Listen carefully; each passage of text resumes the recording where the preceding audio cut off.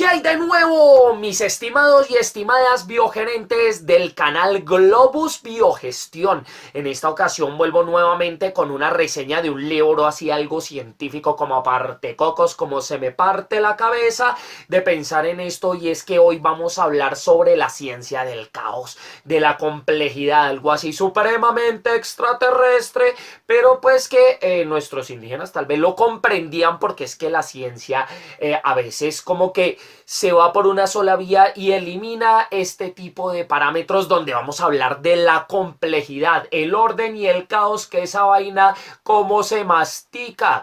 Y entonces traigo este libro de el Fondo de Cultura Económica denominado La ciencia del caos, de Isaac Schefter, un apellido, no sé, suena como europeo, Schefter, en donde pues antes de empezar a hacer la reseña de este libro voy a hablar de algunas cosas al respecto. Y es que aparentemente el universo del que nosotros salimos es caótico, es una vaina así como un sancocho con las tres papas, así como un plato de ramen, en donde digamos dentro de ese caos es difícil predecir patrones, pero entonces el mundo creado por el ser humano es como un subsistema de ese universo caótico que ha dejado esa huella en nosotros, ¿cierto? Nosotros somos hijos de ese universo donde precisamente la complejidad que todos y todas tenemos en nuestro interior proviene de ese caos universal.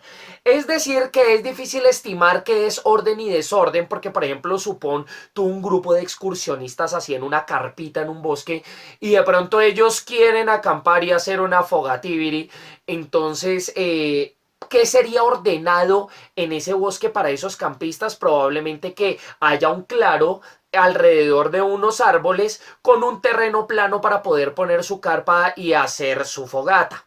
Pero, por ejemplo, ¿qué sería orden para la naturaleza? Probablemente es que no exista ese claro y que todo esté lleno, tupido de árboles. Es decir, que el concepto de orden depende de cómo se vea y de quién lo vea.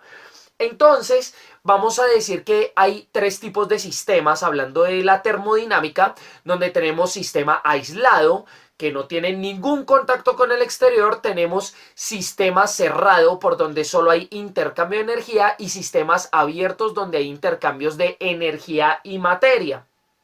Vamos a decir entonces que estos sistemas, por más que se intenten aislar en el laboratorio para hacer experimentos in vitro, ello no va a constituir orden. Un sistema aislado es predecible pero no ordenado. ¿Por qué? Porque las interacciones factoriales dentro de ese subsistema es lo que determina la complejidad.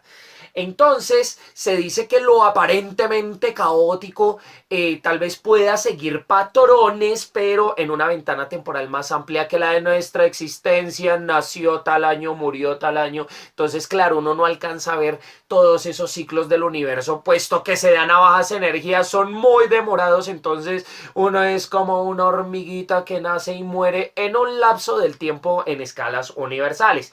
Antes de entrar con el libro en sí, voy a citar dos principios que Edgar Morin habla precisamente, que se reiteran desde la ciencia antigua y que esto no permite la comprensión de la complejidad. Uno es el de la disyunción, donde la ciencia tiende a individualizar los componentes de un sistema, con lo cual un componente aislado no explicaría el todo. Y tenemos la reducción, que es el tipificar y decir Big Data, voy a segmentar este millón de seres humanos en estos perfiles. Entonces esa tipificación o ese promediado no permite la diversidad.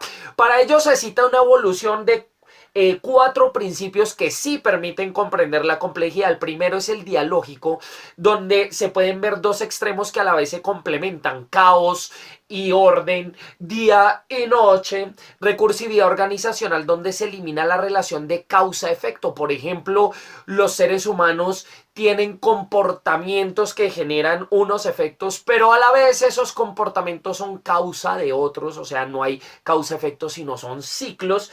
Tenemos el principio hologramático, que es el propio de los fractales, donde de lo pequeñito a lo macro se repiten estructuras y funciones, y la inacción, que habla de la interdefinición, como cuando yo yo muerdo una manzana y entonces yo digo, esta manzana va a ser alimento para mí, pero cuando ella entra a mi metabolismo dice, yo le voy a cambiar los niveles de azúcar a través de la fructosa que poseo a este man. Entonces ahí hay una inacción. Entonces ahora sí entremos al libro, acá lo vuelvo a mostrar por si de pronto dijiste, miércoles Juan Pablo no volvió a mostrar el libro y ya se me olvidó de qué se trataba. La ciencia del caos de Isaac Schefter.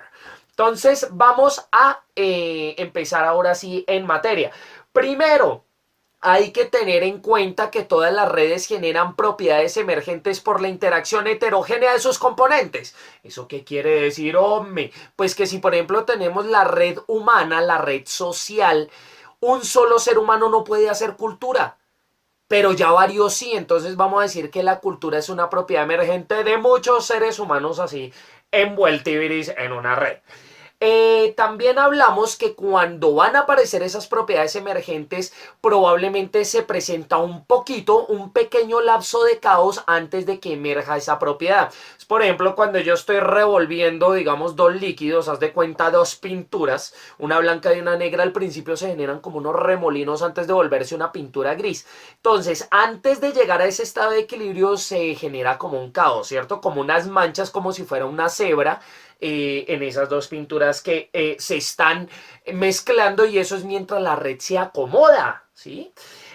Hay distintos tipos de atractores. Hay unos atractores que son cíclicos, que funcionan como osciladores, o sea, son patrones que se repiten como el ciclo del agua, el ciclo del carbono, este tipo de cosas. Están los de refuerzo, que pueden ser hacia adentro, o sea, como un caracolito que termina en un punto. Se dice que ellos eliminan el tiempo y haz de cuenta que es como cuando yo tengo una tina con agua y abro el sifón y esa vaina se va en un vórtice por allá esa agua hasta que se desaparece. Así funciona. Pero también pueden ser caracoles hacia afuera, que serían amplificaciones. Y hay atractores extraños, que son los que funcionan muchas veces con modelado a través de números complejos, como podrían ser los árboles que repiten ese patroncito en Y, se van bifurcando por las ramas incluso hasta las hojas. Entonces esos extraños alternan orden y caos. Resulta que para representar ello hay algo que se llaman los diagramas de espacio-fase, en donde, por ejemplo, para un atractor cíclico se pueden poner dos variables y cito al péndulo. Entonces el péndulo va así. Entonces, ¿qué vamos a decir? Que en ese atractor cíclico va a haber una oscilación entre dos variables que podrían ser velocidad y ángulo. Cuando ese péndulo, digamos, tiene una fricción, podría constituir ahora un atractor de refuerzo puntual, o sea, un caracol que se va a minimizar hacia su centro, porque con la fricción vamos a decir que el péndulo estaba así y puede llegar a quedarse quieto, eliminando el tiempo y el ángulo, se vuelve un puntico. Entonces vemos que de un atractor se puede pasar a otro, dadas unas circunstancias que te voy a mencionar ahorita. Entonces hay dos conceptos importantes. La oportunidad de fase, que la oportunidad de fase es cuando yo a un atractor, digamos, en un estado específico, recuerda que los estados es la descomposición de un continuo, porque es que nada está finalizado.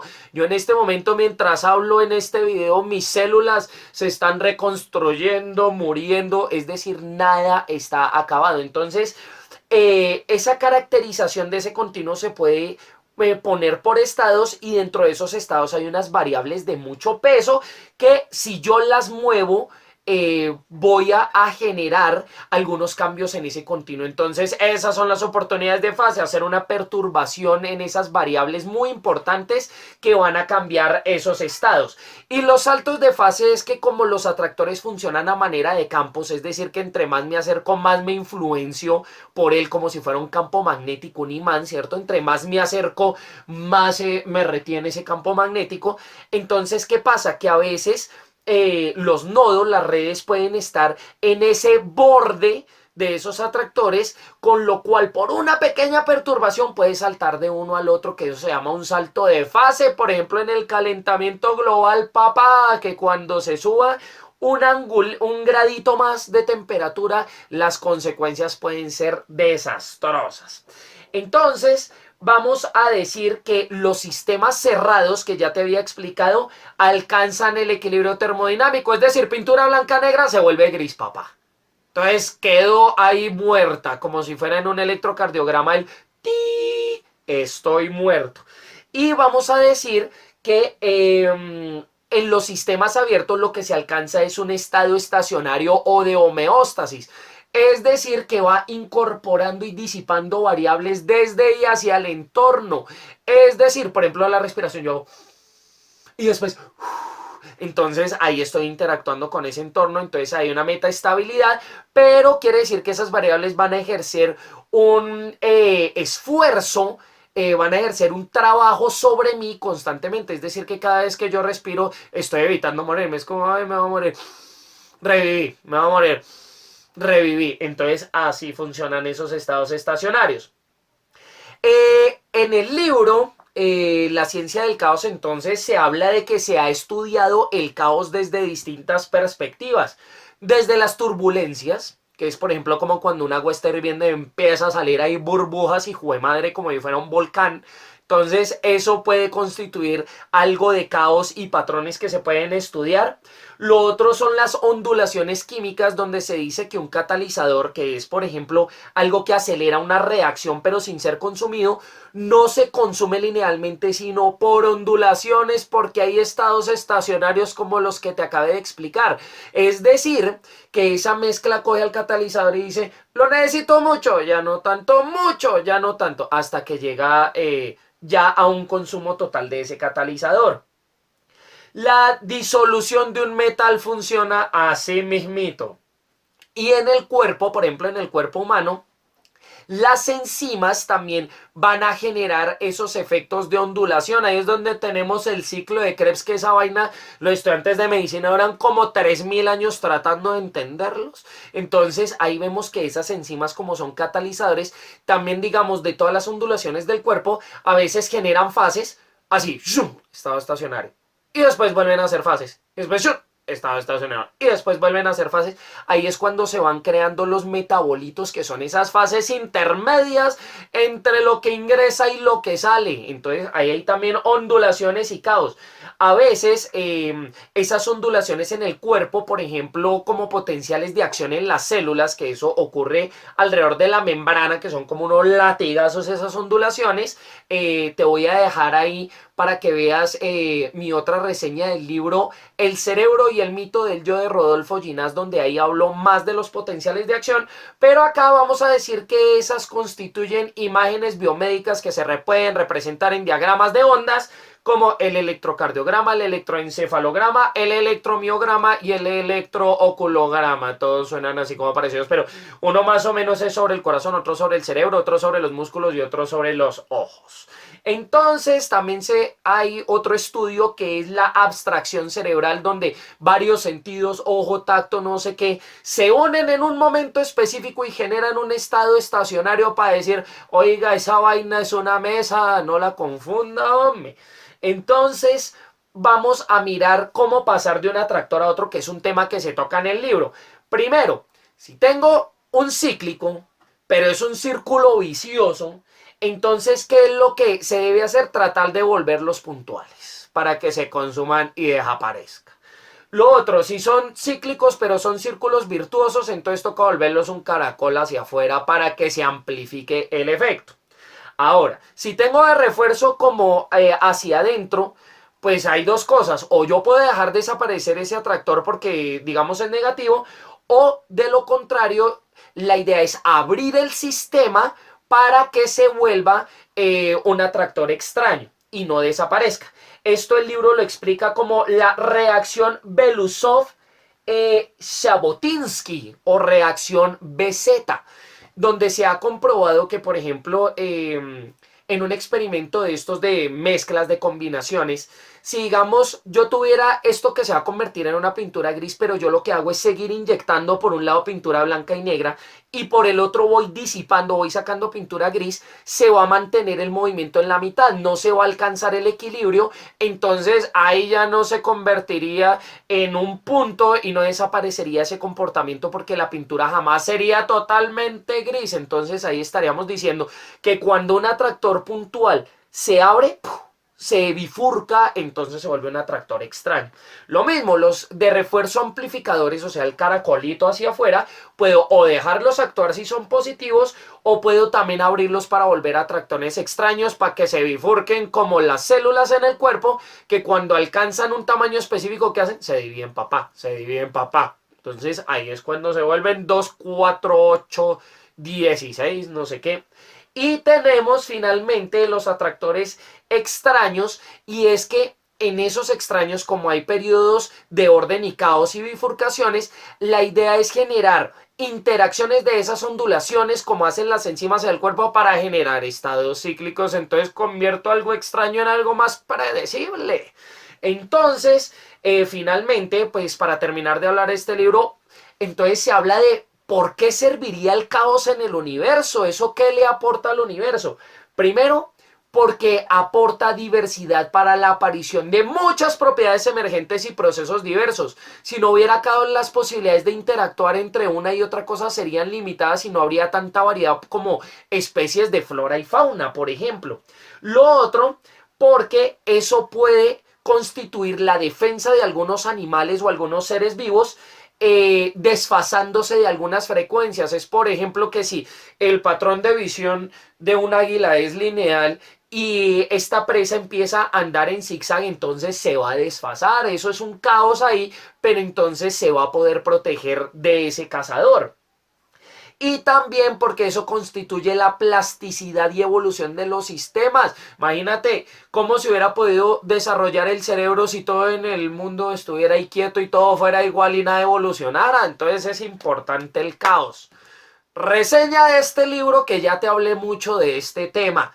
5 de 5, súper merecido. Este libro trae imágenes, muy buenas explicaciones y da una clara explicación de lo que son las ciencias de la complejidad. Entonces, recuerda finalmente que Globus es el poder de la biogestión. Y no olvides suscribirte y poner un comentario abajo. Charlemos. Hasta luego.